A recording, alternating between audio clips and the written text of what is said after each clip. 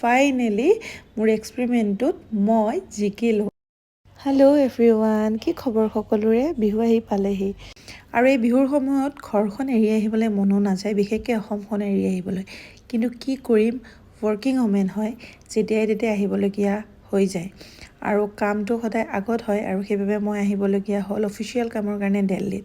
কিন্তু ইয়াতে আহি এটা মই এক্সপেৰিমেণ্ট কৰিলোঁ, মানে মই ভাবিলোঁ যে অসমত থাকিলে আমি যেতিয়াই ইচ্ছা তেতিয়া আমি গাহৰি খাবলৈ পাৰোঁ, কাৰণ মই বহুত বেছি পৰ্ক লাভাৰ হয়। কিন্তু ইয়াতে এক্সপেৰিমেণ্ট কৰিলোঁ, দিল্লীতো গাহৰি পায়নে বা দিল্লীৰ মানুহে গাহৰি খায়নে। সেই এক্সপেৰিমেণ্টটো কৰিবলৈ মই ব্লিংকিটটো ফাৰ্ষ্ট চাৰ্চ কৰিলোঁ, কাৰণ ইয়াতে বহুতেই ব্লিংকিট ইউজ কৰে আৰু ব্লিংকিটত মই যেতিয়া চালোঁ ইয়াতে কেৱল চিকেন আৰু মটনে এভেইলেবল আছে, পৰ্ক এভেইলেবল নাই। আৰু বহুত বেছি যোগাৰ কৰি মই ফাইনেলি মোৰ এক্সপেৰিমেণ্টটোত মই জিকিলোঁ আৰু এয়া গাহৰি পালোঁ। এতিয়া কেৱল খোৱাৰে কথা আৰু। মোৰ দৰে আৰু কোন আছে পৰ্ক লাভাৰ যোনে অসমৰ বাহিৰত আহিও গাহৰি বিচাৰি ফুৰে?